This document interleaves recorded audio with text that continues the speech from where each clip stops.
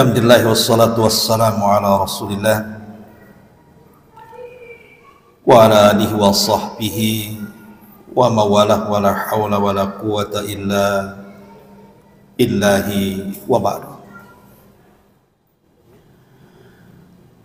Alhamdulillah, segala puja dan puji hanya milik Allah subhanahu wa ta'ala.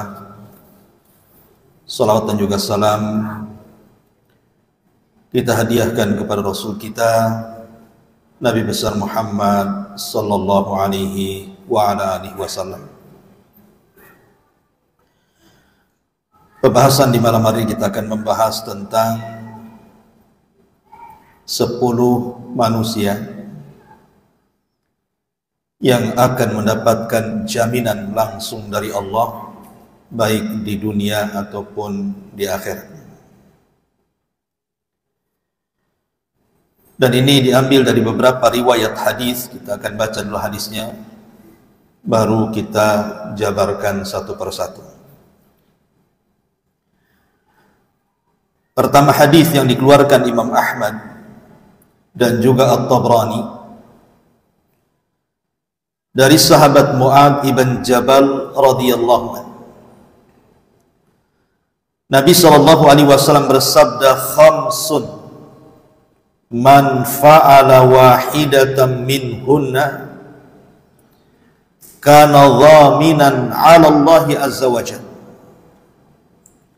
Man 'ada marida aw kharaja ma'a janazatin aw kharaja ghaziyan aw dakhala ala imamin yuridu ta'ziruhu wa tawkiruhu aw qa'ada fi baitihi fasaliman nas minhu wa salima minan nas." Dari Mu'adz bin Jabal radhiyallahu an, Rasul bersabda, 5 perkara sesiapa yang melakukan salah satu dari 5 perkara itu, maka Allah akan memberikan jaminan langsung kepada orang yang melakukannya. Kata Nabi SAW, orang yang menjenguk orang sakit atau keluar untuk mengantar jenazah atau keluar untuk berperang atau mendatangi pemimpin untuk memuliakannya atau duduk di rumahnya sehingga manusia selamat dari keburukannya dan ia pun selamat dari keburukan manusia. Dalam riwayat yang lain dari sahabat Abi Umamah Al-Bahili radhiyallahu anhu dan disahihkan oleh Syekh Nasiruddin Al-Albani rahimahullahu taala,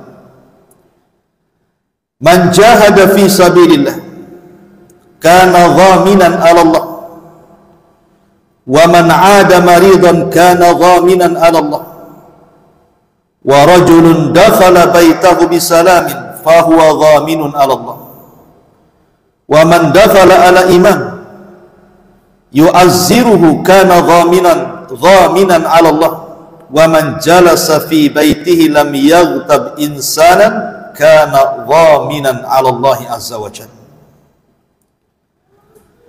Kata Nabi SAW, barang siapa yang berjihad di jalan Allah, maka dia akan mendapatkan jaminan langsung dari Allah. Barang siapa yang mengunjungi orang sakit, dia pun akan mendapatkan jaminan langsung dari Allah. Barang siapa yang masuk ke rumahnya kemudian mengucapkan salam, dia pun akan mendapatkan jaminan langsung dari Allah. Barang siapa yang datang kepada pemimpin untuk memuliakannya, maka dia mendapatkan jaminan dari Allah. Barang siapa yang duduk di rumahnya dan tidak menggibah siapapun, maka dia mendapatkan jaminan langsung dari Allah azza wa jalla. Kemudian riwayat yang ketiga, "Khamsun man 'amilahunna fi yawmin katabahu Allah min ahlil jannah. Man 'ada maridan wa syahida janazatan wa sama yawman wa raha yawmal jum'ati wa a'taqa raqabatan." 5 perkara siapa yang mengamalkannya dalam satu hari, Allah akan berikan jaminan surga. Orang yang mengunjungi orang sakit orang yang mengantarkan jenazah, orang yang berpuasa 1 hari, orang yang berpagi-pagi di hari Jumat untuk melaksanakan Jumat, dan orang yang memerdekakan budak. Dalam riwayat yang lain, Nabi SAW bersabda, "Salasatun kulluhum dhaminun 'ala Allah. In 'asha razaka wa kafa." Atau in 'asha ruzika wa kufiya. Ada 3 orang yang akan mendapatkan jaminan langsung dari Allah. Jika ia hidup, maka Allah akan berikan rizki dan Allah akan cukupkan kehidupannya. Wa in mata adkhalahu Allahul jannah. Kalau dia meninggal, Allah masukkan dia ke surga. Man dakhala baitahu fasallam. Siapa yang masuk ke rumahnya kemudian dia mengucapkan salam, fahuwa dhaminun 'ala Allah. Dia mendapatkan jaminan langsung dari Allah. Wa man kharaja ilal masjid fahuwa dhaminun 'ala Allah. Barang siapa yang keluar untuk ke masjid, maka dia mendapatkan jaminan langsung dari Allah. Wa man kharaja fi sabilillah fahuwa dhaminun 'ala Allah. Maka barang siapa yang keluar dalam rangka jihad di jalan Allah, maka dia akan mendapatkan jaminan dari Allah Subhanahu wa taala. Dan riwayat terakhir, Nabi SAW mengatakan, "Salasatu kulluhum dhaminun 'ala Allah." 3 manusia akan mendapatkan jaminan langsung dari Allah. Rajulun kharaja ghaziyan fi sabilillah fahuwa dhaminun 'ala Allah hatta yatawaffahu fayudkhilahul jannah. Orang yang keluar dalam rangka perang, maka dia mendapatkan jaminan dari Allah sehingga kalau Allah wafatkan, Allah jamin dia masuk surga. Aw yarudduhu bima nala min ajrin wa ghanimatin. Atau kalau dia tidak meninggal, maka dia mendapatkan pahala dan harta ghanimah yang banyak. Wa rajulun raha ilal masjid fahuwa dhaminun 'ala Allah hatta yatawaffahu fayudkhilahul jannah. Atau siapa yang berjalan menuju masjid, maka dia mendapatkan jaminan langsung dari Allah. Kalau dia meninggal dalam perjalanan itu, maka Allah masukkan ke surga. Au yarudduhu bima nala, atau au yaruddahu bima nala min ajrin wa ghanimatin. Tapi kalau dia selamat dan tidak meninggal, dia mendapatkan pahala besar dan ghanimah kelak pada hari kiamat. Wa rajulun dakhala baitahu bisalam fahuwa dhaminun 'ala Allah. Dan orang yang masuk ke rumahnya kemudian mengucapkan salam, maka dia mendapatkan jaminan langsung dari Allah Subhanahu wa taala. Kalau kita gabung semua hadis ini, maka ada 10 kelompok. Dari 5 hadis yang kita baca ini, ada 10 kelompok yang akan mendapatkan jaminan dari Allah. Yang pertama, orang yang menjenguk orang sakit. Yang kedua, keluar mengantarkan jenazah. Yang ketiga, keluar untuk berperang. Yang keempat, mendatangi pemimpin untuk memuliakannya. Yang kelima, duduk di rumahnya sehingga manusia selamat darinya dan dia pun selamat dari keburukan manusia. Yang keenam, masuk rumah dengan mengucapkan salam. Yang ketujuh, berpuasa. Yang kedelapan, memerdekakan budak. Yang kesembilan, melangkahkan kaki ke masjid. Dan yang terakhir, berpagi-pagi datang ke masjid di hari Jumat. Inilah 10 kelompok yang kita akan jelaskan yang akan mendapatkan jaminan langsung dari Allah di dunia dan akhirat. Ma'asyiral muslimin yang dimuliakan Allah Azza wa Jalla, apa yang dimaksud jaminan di sini?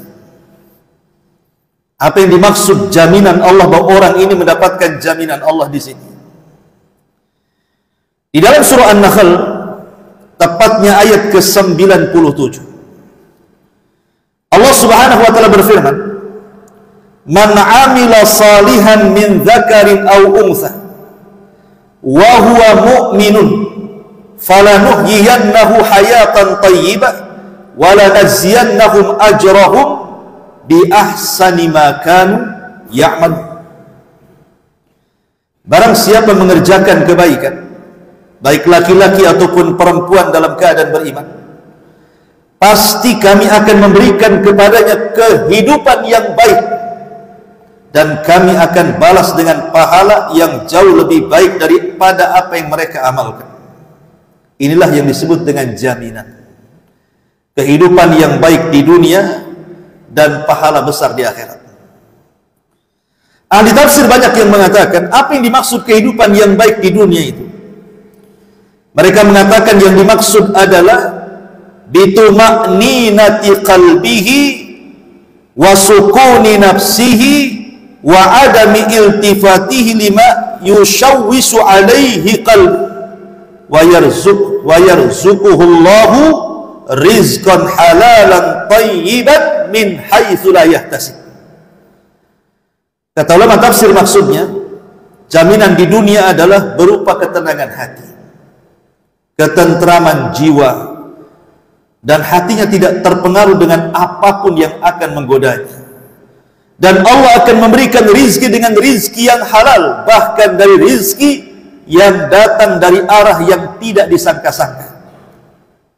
Inilah jaminan di dunia. Dan ini disebutkan dalam hadis Nabi SAW yang dikeluarkan Imam Ahmad dari sahabat Ibnu Umar radhiyallahu anhuma, qad aflaha man aslam wa razaqa kifafan wa qanna'ahu Allahu bima atah. Sesungguhnya sangat beruntung orang yang masuk ke dalam hidayah Islam kemudian mendapatkan rizki yang cukup dari Allah, dan Allah menganugerahkan kepadanya sifat qanaah, merasa cukup dan puas dengan rizki yang Allah anugerahkan kepadanya. Dan Rasul juga mengatakan, man asbaha minkum aminan fi sirbihi mu'afan fi jasadihi indahu qutu yaumihi faka'annama hizat lahu dunya. Barang siapa di antara kalian mendapatkan rasa aman di rumahnya, pada diri keluarga atau masyarakatnya, diberikan kesehatan badan dan tidak ada penyakit yang menerpanya, dan memiliki makanan pokok pada hari di rumahnya, seolah-olah dia menggenggam satu dunia. Inilah jaminan di dunia. Jaminan di dunia berupa ketenangan hati. Hati itu kalau tenang, ikhwatu fiddin, semua masalah bisa diurai. Tapi kalau hati rungsek, kacau, masalah kecil saja sudah kebingungan untuk menyelesaikannya. Kemudian juga keamanan. Allah berikan keamanan, dan keamanan itu sesuatu yang sangat besar dari nikmat Allah Azza wa Jalla. Dengan aman kita bisa ke pasar, kita bisa ke masjid, kita bisa taklim, kita bisa macam-macam. Coba antum lihat negeri-negeri yang perang itu, seperti Palestina. Tinggal di rumah saja tidak aman, takut dirudal. Mau ke masjid tidak aman, takut dibom. Mau jalan-jalan juga tidak aman, takut diseniper. Apalagi itulah orang yang hidup tidak aman. Karena aman itu nikmat Allah yang besar dan ini jaminan dari Allah. Kemudian juga kesehatan badan. Orang yang sakit itu stres. Apalagi sakitnya parah kan. Terkadang kenikmatan dunia dicabut satu persatu dari dirinya. Mulai kenikmatan badannya, kenikmatan keluarganya, kenikmatan teman-temannya mulai menjauh, dan begitu seterusnya. Tidak enak orang sakit itu. Tetapi Allah berikan jaminan kepada orang-orang ini di dunia dengan kesehatan dan juga dengan rizki yang cukup. Tidak mesti kaya, yang penting hari itu dia bisa makan, besok juga bisa makan, lusa juga bisa makan. Itu sudah cukup. Maluka ma akalta fa afnaita wa ma labista fa ablaita wa ma tasaddaqta fa abqaita, kata Rasul. Hartamu yang kau makan habis, yang kau pakai usang, yang kau sedekahkan, itulah yang bermanfaat. Ma'asyiral muslimin, ini jaminan di dunia. Adapun di akhirat ya sudah jelas. Jaminannya adalah mala ainun ra'at wala udhunun sami'at wala khatara ala qalbi bashar. Nikmat yang tidak pernah dilihat mata, didengar telinga, terlintas pun tidak. Itulah yang disebut dengan sorga. Siapa orang-orang yang akan mendapatkan jaminan begitu besar ini? Tadi disebutkan 5 riwayat tentang orang-orang yang dapat jaminan-jaminan itu. Yang pertama, orang yang berjihad dulu. Kita ambil poin dari jihad. Ma'asyiral muslimin yang dimuliakan Allah Subhanahu wa taala.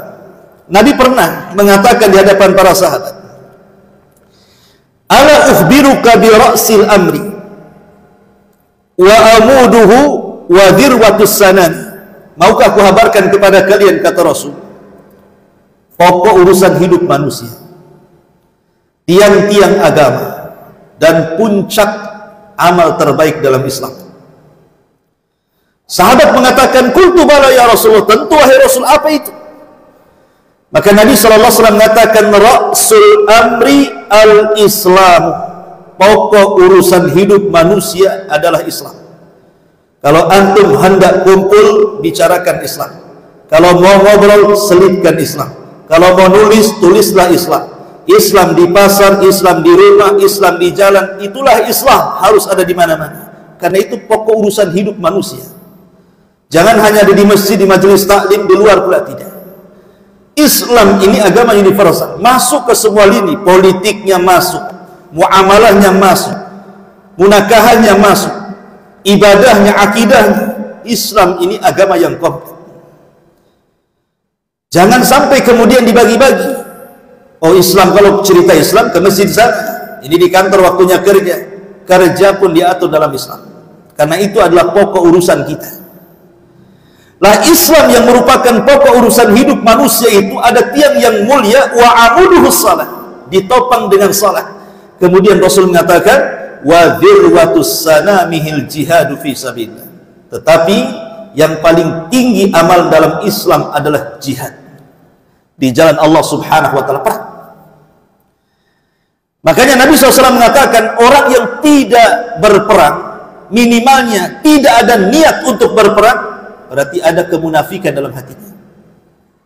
Oke lah, kita tidak bisa berperang karena kita bukan negeri yang sedang berperang, tapi minimalnya ada niat untuk perang. Sebab kalau dua-duanya tidak ada, maka dianggap ada syu'bah min syu'batin nifaq, kata Rasul. Di hatinya ada kemunafikan. Ma'asyiral muslimin yang dimuliakan Allah Subhanahu wa taala, dan jihad ini amalannya luar biasa. Apa kata Rasul? Lisyahidi indallahi sittu khisalin. Orang yang mati syahid, orang yang berperang kemudian meninggal dan mati syahid, Allah menyediakan 6 keutamaan. Yughfaru lahu fi awali daf'i. Allah ampuni semua dosa di awal meninggalnya. Wa yura maq'adahu minal jannah, diperlihatkan tempat duduknya di surga. Wa yujaz min adzabil qabri, tidak akan tersentuh azab kubur. Wa ya'man minal faza'il akbar, dia akan aman dari ketakutan yang sangat besar pada hari kiamat. Wa yudau ala ra'sihi tajul waqar, disediakan piala di kepalanya dari yakut. Kemudian kata Nabi SAW, wa yuzawwiju ithnataini, dan dinikahkan dengan ithnataini wa sab'ina zawjatan minal huril ain, 72 bidadari surga. Wa yushaffa atau wa yushaffi'u fi sab'ina min aqaribihi, dan dia akan memberikan syafaat 70 orang dari keluarganya. Cukuplah ini keagungan orang yang berperang dan mati syahid. Lihat keutamanya luar biasa. Makanya tidak ada satupun para sahabat kalau diajak jihad menolak. Padahal Allah mengatakan, kutiba alaikumul qital wa huwa kurhul lakum, telah diwajibkan kepada kalian perang dan itu sesuatu yang dibenci oleh kalian. Bagaimana perang tidak dibenci? Karena perang itu memutus kenikmatan kita dengan dunia masalahnya. Sewaktu-waktu kita bisa mati, sehingga harta, kebun, kendaraan, uang sewaktu-waktu bisa ditinggalkan.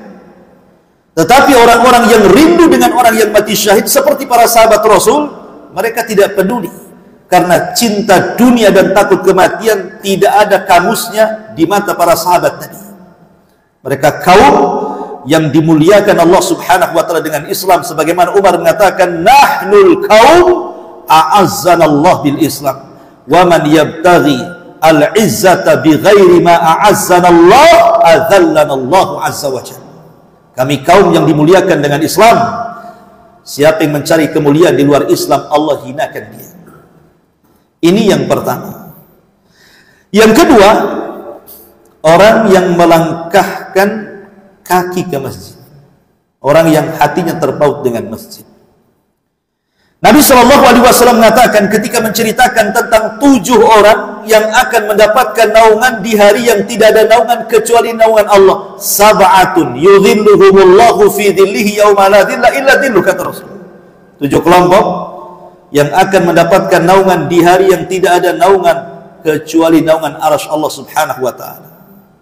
Matahari didekatkan 1 mil, panas luar biasa, keringat bercucuran. Disitulah ada orang-orang yang mendapatkan naungan. Salah satunya kata Rasul, wa rajulu qalbuhu mu'allaqun bil masajid, seorang yang hatinya terus terpaut dengan masjid. Nabi sallallahu alaihi wasallam sampai mengatakan, a'zamun nasi ajran fi salati ab'aduhum fa ab'aduhum mamshan. Orang yang paling banyak mendapatkan pahala dalam salat adalah mereka yang paling jauh jarak rumahnya antara rumah ke masjidnya. Walladhi yantadiru salata hatta yusalliyaha ma'al imam a'zamu ajran minalladhi yusalli thumma yanam. Kata Rasul, dan orang yang menunggu salat sehingga dia melaksanakan salat berikutnya bersama imam, itu lebih besar pahalanya dibandingkan orang yang melaksanakan salat kemudian dia tidur. Lihat bagaimana kata Rasul, orang yang paling jauh dari masjid, kalau dia ke masjid itu pula yang paling banyak pahalanya. Di zaman Rasul dijelaskan oleh sahabat Ubay bin Ka'ab. Ada sahabat namanya Ubay ibn Ka'ab radhiyallahu anhu bercerita. Jadi ada seseorang itu sangat jauh rumahnya dari masjid. Kemudian ditawarkan kepadanya, lawish taraita himaran yarkabuhu fid zulumai wa fir ramdai, sekiranya engkau membeli seekor keledai supaya kamu dengan keledai itu bisa melewati kegelapan ataupun panas kerikil di siang hari. Karena kalau pulang dari sholat isya kan sudah malam gelap. Kalau sholat namanya di siang hari padang pasir panas, berilah keledai biar enak. Kan rumahmu jauh dari masjid. Kemudian sahabat ini mengatakan, ma yasurruni anna manzili ila jambil masjid, inni uridu an yuktabli mamshaya ilal masjid wa ruju'i idza raja'tu ila ahli. Kemudian orang ini mengatakan, aku tidak ingin rumahku di samping masjid, sebab aku ingin jalanku ke masjid dan pulangku ke rumah semua dicatat pahala. Kemudian Rasulullah SAW mengatakan, qad jama'allahu laka dzalika kullah. Kalau begitu Allah telah kumpulkan semua pahala ketika berangkat dan pulang, semuanya untukmu. Artinya di sini ada keutamaan orang yang melangkahkan kaki ke masjid. Kalau seandainya Allah takdirkan dia meninggal, entah kecelakaan, entah masuk lubang, entah apa, akhirnya dia meninggal dunia, maka sudah dijaminkan sorga padanya. Tapi kalau dia tidak meninggal dunia selamat dari berangkat dan pulang, tetap dia dapat pahala besar dan ghanimah kebaikan yang tidak dimiliki orang-orang yang tidak ke masjid. Ini yang kedua. Yang ketiga, biasakan mengucapkan salam apabila masuk rumah. Biasakan mengucapkan salam. Karena ada 3 keutamaan yang disebutkan para ulama, kenapa kita harus mengucapkan salam setiap kita masuk rumah, walaupun tidak ada orang di rumah. Namanya di rumah nggak ada orang, nggak ada keluarga, kita sendiri aja, kunci rumah pun kita yang pegang kan gitu. Tetap ucapkan salam, nanti malaikat yang jawab. Karena ada 3 faedah. Yang pertama, rumah kalau diucapkan salam akan dijauhkan dari syaitan. Kata Nabi SAW, idza dakhala ar-rajulu baitahu fa dzakara Allah inda dukhulihi wa inda ta'amihi qala asy-syaitan la mabita lakum wa la asya. Jika salah seorang di antara kalian masuk ke dalam rumah, kemudian menyebut nama Allah, dan salam salah satu adalah menyebut nama Allah, termasuk juga membaca basmalah sebelumnya, maka syaitan akan mengatakan tidak ada tempat di sini dan tidak ada tempat makan di sini. Wa idza dakhala falam yadhkurillah inda dukhulihi, kalau dia masuk rumah tidak ada basmalah, tidak ada salam, qala syaitan adraktumul mabit. Oh, di rumah ini ada tempat tinggal untuk kita. Kita bisa tidur rame-rame di sini. wa idza lam yadhkurillah inda ta'amihi qala adraktumul mabita wal asya. Tapi kalau dia masuk rumah sudah tidak salam, makan pun tak baca basmalah, maka syaitan mengatakan, oh di sini ada tempat enak, nyaman untuk tidur dan juga ada makan malam bagi kita. Lihat, gara-gara tidak baca basmalah dan salam, rumah kita dipenuhi dengan syaitan. Kemudian yang kedua, dapat berkah.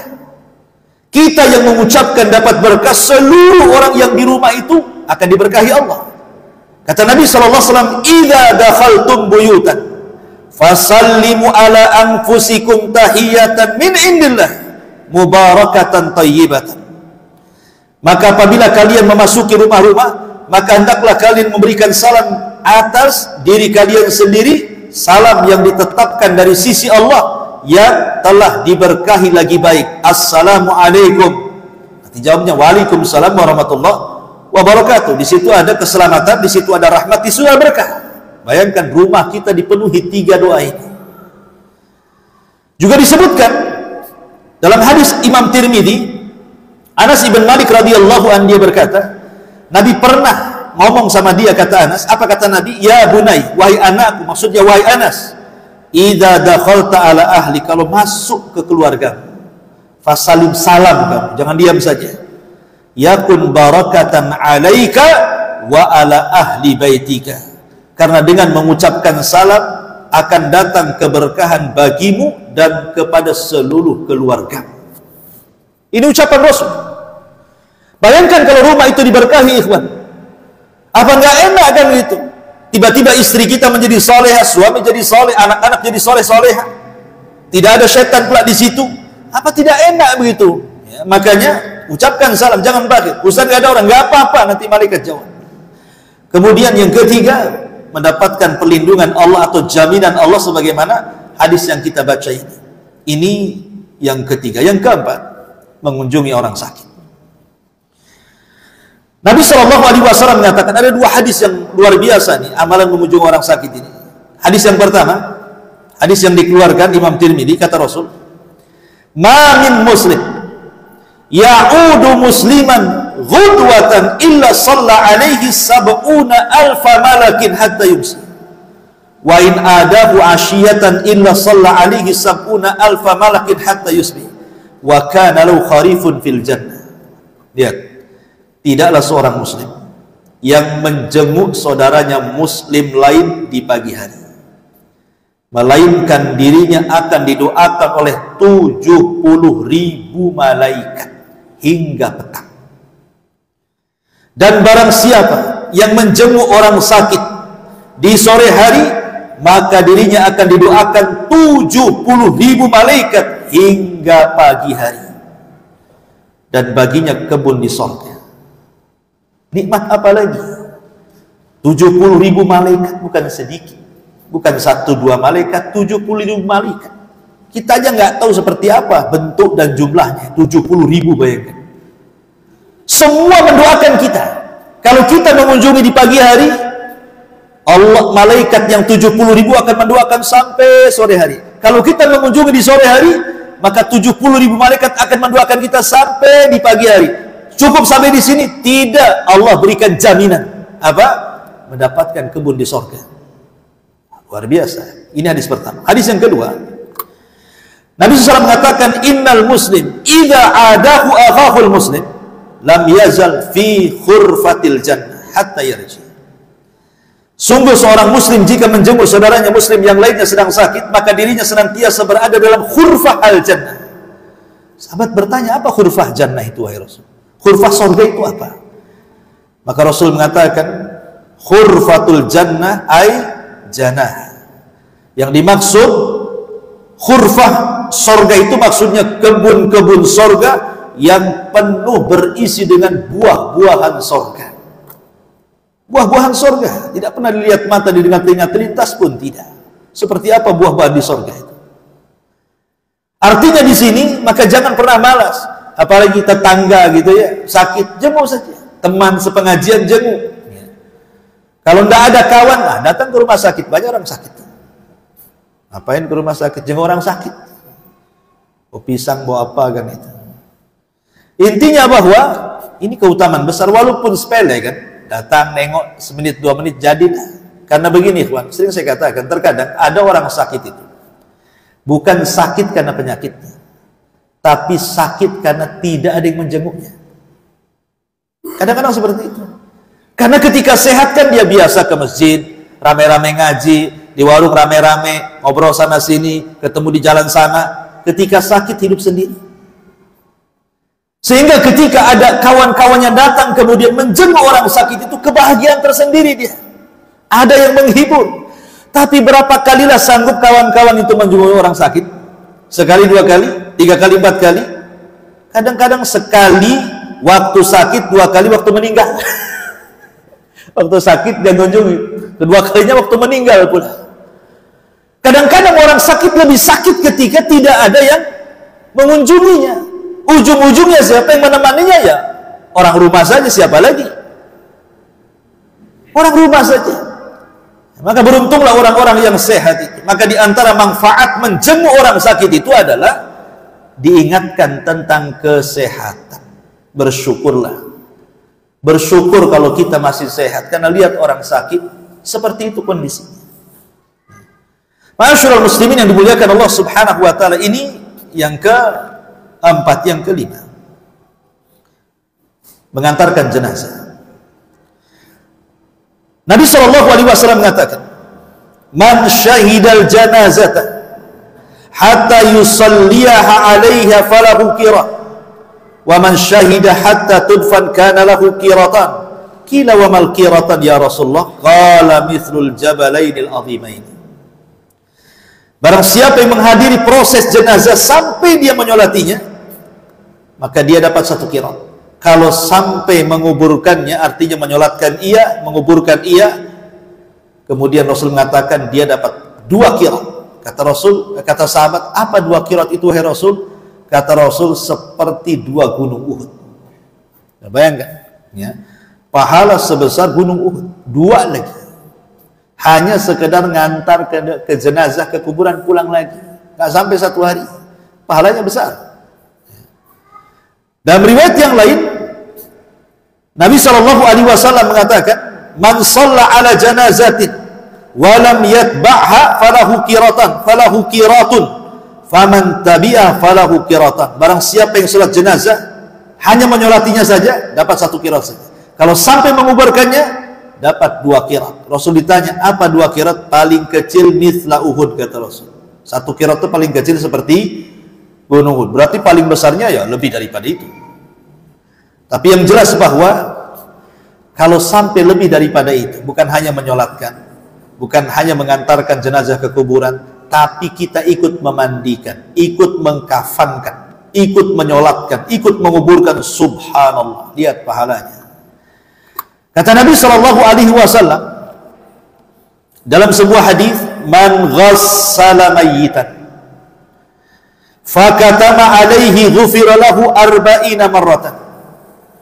Wa man kaffana mayyitan kasahu Allahu min sundusin wa istabra minal jannah. Wa man hafara lil mayyiti qabran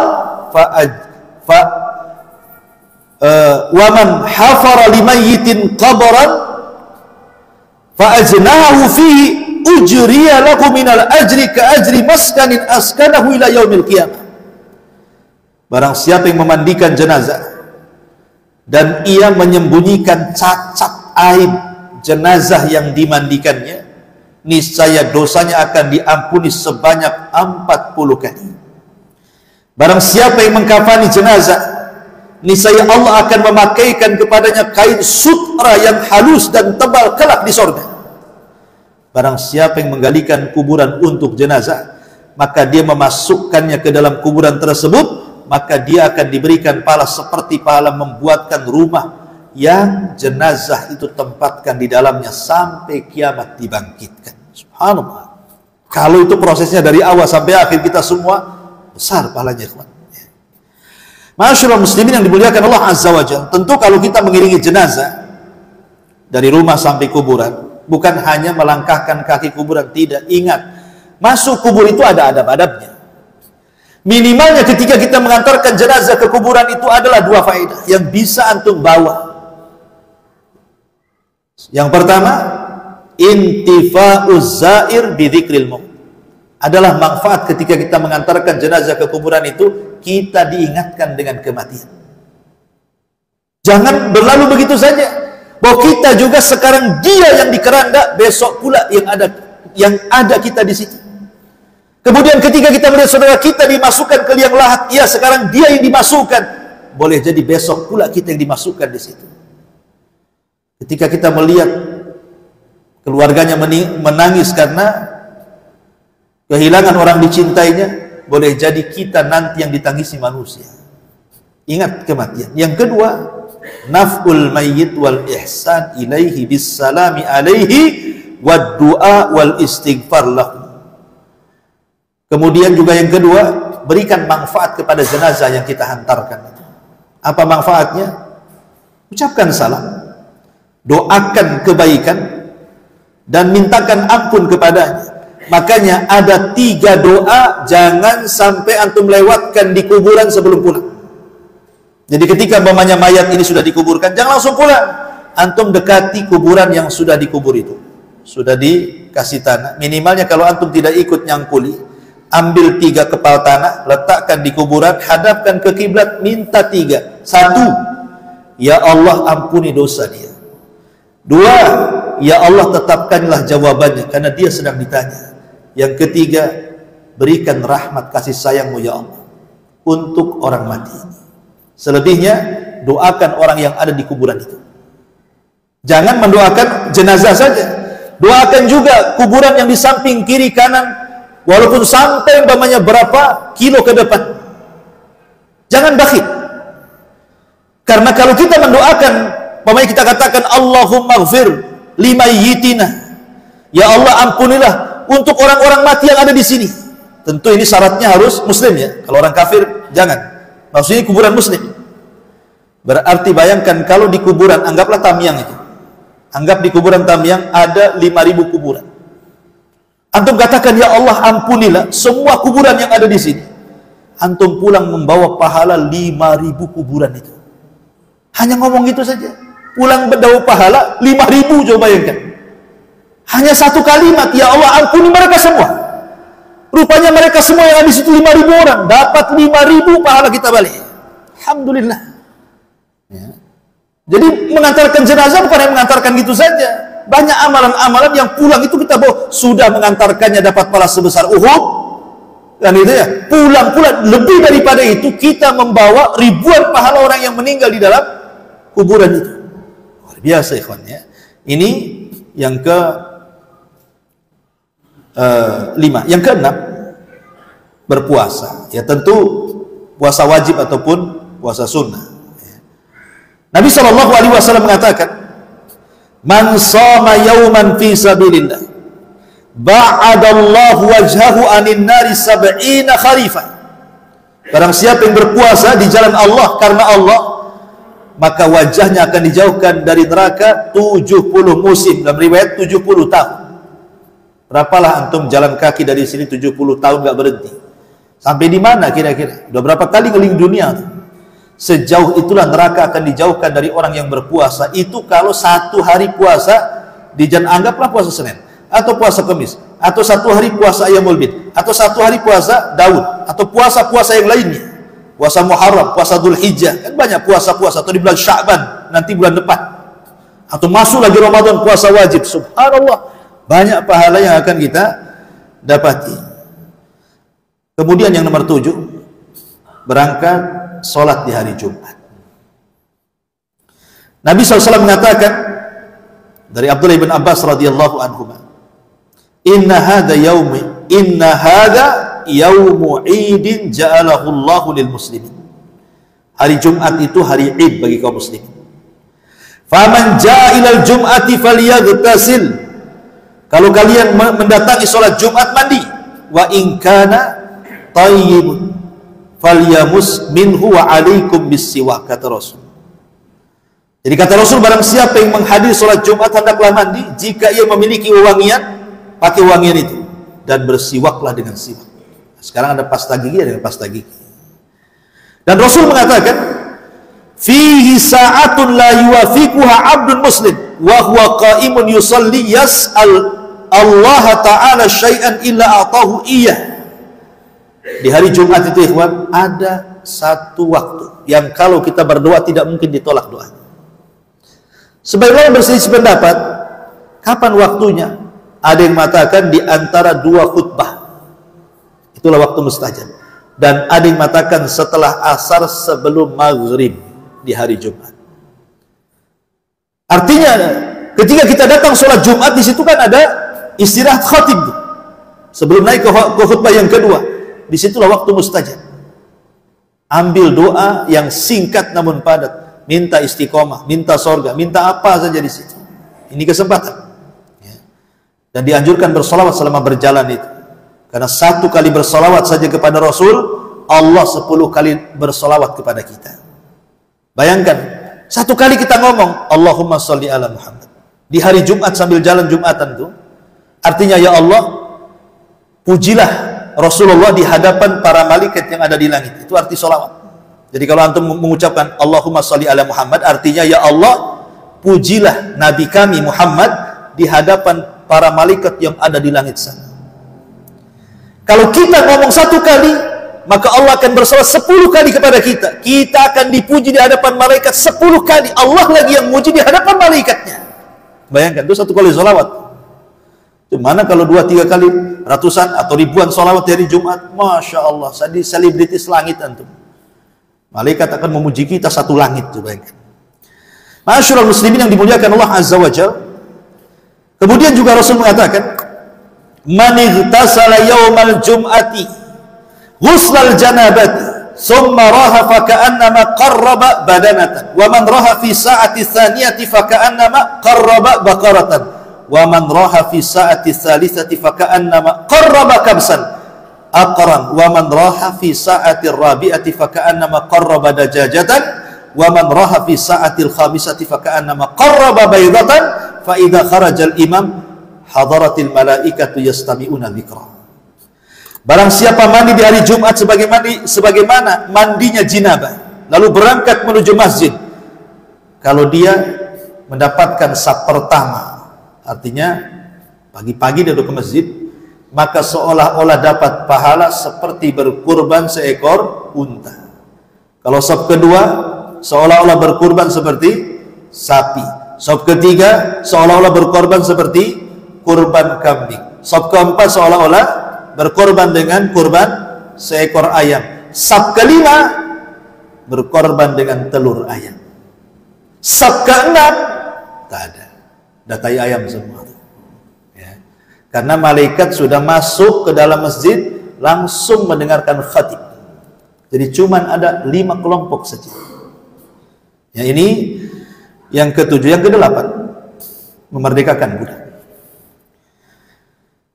Memerdekakan budak, kata Nabi SAW, man a'taqa raqabatan muslimatan a'taqa Allah bi kulli udwin minha udwan minhu minan nar hatta farjah bi farjih.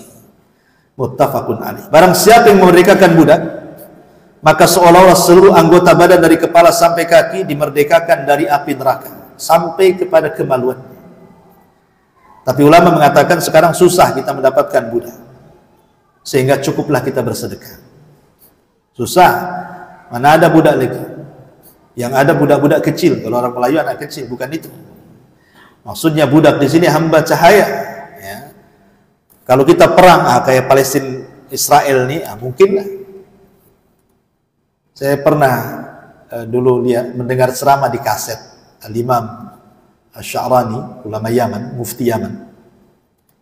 Itu ditanya, Syekh, yang nanya ini orang Palestina.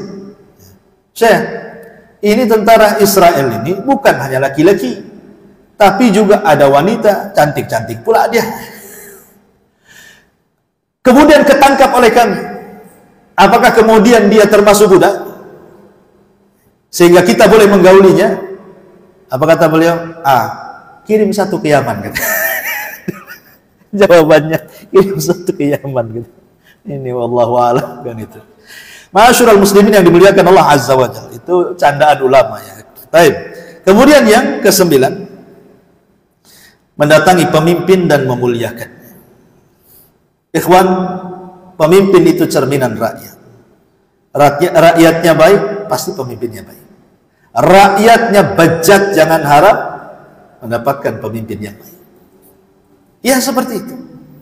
Kalau rakyatnya ahli sholat, tak mungkin nyari pemimpin yang tidak sholat. Ya kan? Kalau rakyatnya ini ahli sedekah, tidak mungkin mencari pemimpin yang baik. Kalau rakyatnya ini memang taat kepada Allah, tidak mungkin mencari pemimpin yang ahli maksiat. Memang begitu. Tapi kalau rakyatnya jelek, jahat, buruk, nggak mungkin mencari yang baik.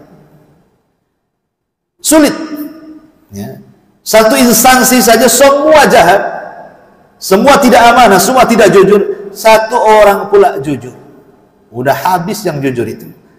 Imma dia keluar dari instansi tersebut, dari lembaga tersebut, atau dia terikut-ikut dengan mereka.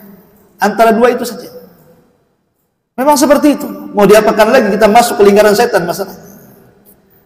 Makanya kemudian dalam Islam itu tidak mungkin kita merubah pemimpin itu menjadi baik kecuali rakyatnya harus mendahului dengan perubahan kebaikan. Innallaha la yughayyiru ma biqaumin hatta yughayyiru ma bi anfusihim. Allah tidak mungkin merubah sebuah kaum sampai kaum itu merubah diri mereka sendiri. Nah, sekarang kita dihadapkan dengan demokrasi, pemilihan pemimpin kita di negara kita ini. Maka pilihlah yang terbaik dari yang baik. Pilih yang terbaik dari yang baik. Doakan, minta kepada Allah taufik agar kita diberkahi negara kita dengan diangkatnya pemimpin yang baik. Sebab kalau pemimpin baik, insya Allah dengan kita berusaha baik, negeri kita akan diberkahi Allah Subhanahu wa ta'ala. Lah, kalau kita sudah mendapatkan pemimpin yang baik, Rasul mengatakan ada orang-orang yang akan dapat jaminan di dunia dan surga, di dunia dan akhirat. Salah satunya apa? Orang yang mendatangi pemimpin dan memuliakannya. Seperti apa memuliakan pemimpin? Satu, mendoakan. Kata Abdullah ibn Mubarak rahimahullahu ta'ala, "Lau kana li da'watun mustajab la da'autul imam." Kalau aku punya doa yang mustajab, kuberikan kepada pemimpinku. Doakan mereka dengan kebaikan. Mencaci tidak ada manfaatnya, tapi mendoakan itu ada manfaatnya. Jangan dicaci pemimpin kita, doakan. Ya. Kemudian yang kedua, menghormati dan memuliakan. Karena Rasul mengatakan penguasa adalah naungan Allah di bumi. Barang siapa yang memuliakannya, Allah muliakan dia. Siapa yang menghinakannya, Allah hinakan dia. Selama dia masih pemimpin, muliakan. Jangan dihujat. Yang kedua, mendengar dan taat. Kata Rasul, walaupun pemimpin kita ini seorang budak yang tidak layak, tapi kalau dia berkuasa, wajib mendengar dan taat. Yang ketiga, kalau bisa nasihat, memberikan nasihat. Karena Nabi SAW mengatakan, afdalul jihad kalimatul haq inda sultanil jair. Seutama-utama jihad adalah kalimat kebenaran yang disampaikan kepada para penguasa zalim. Kalau kita sanggup, ya, dengan kekuatan, gak sanggup dengan lisan, gak sanggup dengan hati, walaupun itu selama-lamanya iman. Kemudian juga yang keempat, membantunya, memberikan ide terbaik untuk pembangunan negara, memberikan ide terbaik untuk kemajuan, dan begitu seterusnya. Dan ingat, kalau Allah takdirkan, rupanya negeri kita dipimpin orang yang jauh lebih jahat daripada sebelumnya, lebih zalim daripada sebelumnya. Allah takdirkan seperti itu. Maka kewajiban kita perbanyak istighfar. Kewajiban kita adalah memperbanyak istighfar. Karena urusan kekuasaan, kedudukan, dan kerajaan itu semua milik Allah. Ya. Allah yang berhak menurunkan dan mengangkat. Pemimpin yang jahat pasti kebijakannya juga akan jahat. Boleh jadi di akhirnya membolehkan diskotik, memabuk-mabukan, perzinahan di mana-mana, kekacauan di mana-mana dari segi maksiat kan. Maka kita lawan rakyatnya dengan istighfar. dan doakan hidayah kepada pemimpin kita. Dan yang terakhir tentu, yang ke-10, duduk di rumah, menghindari fitnah dan tidak membuat fitnah. Menghindari fitnah dari manusia dan jangan buat fitnah dari manusia kepada manusia. Memperbanyak duduk di rumah. Tetapi jangan pula udah duduk di rumah gibah pula di rumah. Nah, ini ngapain juga di rumah? Kan ada orang itu yang hobinya gibah di rumah, gibah di luar rumah juga gibah. Di mana-mana gibah. Jangan mencaci maki orang lain dan jangan mau juga dicaci maki orang kan. Tapi namanya kama tadinu tudan al jaza min jinsil amal, itu kan ada kaidah ya. Kama tadinu tudan, sebagaimana engkau berlaku seperti itu, maka akan ada yang berlaku yang sama kepada Anda. Kita menggibah saudara kita, nanti Allah kirim orang menggibah kita. Kita mendolimi orang, nanti Allah akan mengirim orang mendolimi kita. Kita mencaci maki orang, nanti Allah akan kirim orang mencaci kita. Karena balasan itu disesuaikan dengan perbuatan. Maka ketika kemudian kita niatkan, malas keluar rumah. Kenapa? Daripada saya di luar rumah, tidak ada manfaatnya, bagus di rumah. Terhindar dari fitnah, pagi zaman sekarang, syahwat, subhat di mana-mana. Adalah di rumah saya, habis kerja balik, nggak usah kemana-mana kelayapan kan itu. Mungkin di rumah bisa mendengarkan ceramah, murotal, dan kajian, dan begitu seterusnya. Itu lebih manfaat. Lah orang-orang yang seperti ini akan mendapatkan jaminan di dunia dari Allah, dan juga jaminan di akhirat dari Allah subhanahu wa ta'ala berupa surga. Wallahu a'lam bishawab. Ini yang disampaikan, mudah-mudahan ada manfaatnya. Subhanaka wa bihamdika, asyhadu an la ilaha illa anta, astaghfiruka wa atubu ilaik. Allahu ta'ala alam. Assalamualaikum warahmatullahi wabarakatuh.